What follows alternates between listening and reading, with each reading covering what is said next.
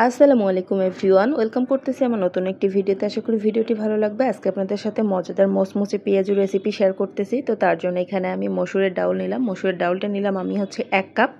এখন আমি পানি দিয়ে এটাকে ভিজিয়ে রাখবো প্রায় 1 ঘন্টার মতো। 1 ঘন্টা পর আসবো আমি ডাউলের কাছে। আবার 1 ঘন্টা পর চলে আসলাম ডালের কাছে। দেখেন ফুল একদম ডাবল হয়ে গিয়েছে। আর আমি এখন খুব সুন্দরভাবে ক্লিন করে নিব। এখানে আমিও পরিষ্কার করতেছি, আমার ছেলেও পরিষ্কার করতেছে, দুজনে মিলে পরিষ্কার করলাম আর কি। করার পর একটা ব্লেন্ডার জারে নিলাম। এখন আমি এটাকে আধা ভাঙ্গা করে ব্লেন্ড করে নিব।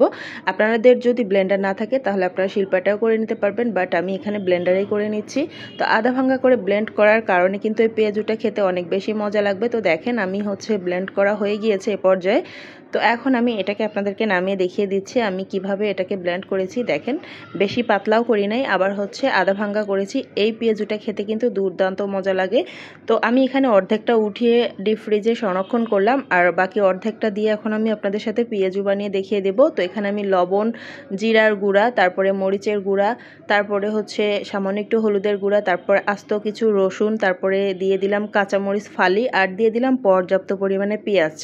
এই পেঁয়াজুটা বানাতে গেলে আপনারা অবশ্যই পেঁয়াজের পরিমাণটা একটু বাড়িয়ে দেবেন, তাহলে কিন্তু আপনার পেঁয়াজুটা খেতে অনেক বেশি মজা লাগবে। আর এখানে অনেকেই আবার চালের গুঁড়া অ্যাড করে বেশি মুচমুচে করার জন্য। আমি বলবো আপনারা যদি বেশি করে পেঁয়াজ দিয়ে এভাবে পেঁয়াজু বানান তাহলে আপনাদের পেঁয়াজু এমনিই মুচমুচে হবে, এক্সট্রা করে আর কোনো চালের গুঁড়া দেওয়ার প্রয়োজন পড়বে না। তো আমি দেখেন একদম তেলের মধ্যে দিয়ে দিলাম, ডুবু তেলে দিয়ে এগুলোকে উল্টে পাল্টে খুব সুন্দরভাবে ভেজে নিচ্ছি। একটা সুন্দর কালার আসা পর্যন্ত আমি ভেজে নিব। আর অবশ্যই আমার ভয়েসটা একটু স্কিপ করবেন, কারণ আমার প্রচণ্ড পরিমাণে ঠান্ডা লেগেছে। তো দেখেন কি সুন্দর একটা কালার চলে আসছে। এ পর্যায়ে আমি পেঁয়াজুগুলোকে তেল ঝরিয়ে উঠিয়ে নিব। আর বাকি যে পেঁয়াজু বানানোর জন্য পেস্ট রাখা আছে সেটা দিয়েও আমি পেঁয়াজুগুলো বানিয়ে নেব। তো পেঁয়াজুগুলোর কালার দেখে নিশ্চয়ই আপনারা বুঝতে পারতেছেন যে পেঁয়াজুটা কতটা মজাদার হবে আর কতটা লোভনীয় লাগতেছে। তো ইফতারের টেবিলে যদি এরকম গরম গরম আর মুচমুচে পেঁয়াজু থাকে তাহলে আমার মনে হয় আর কোনো কিছুরই প্রয়োজন হয় না।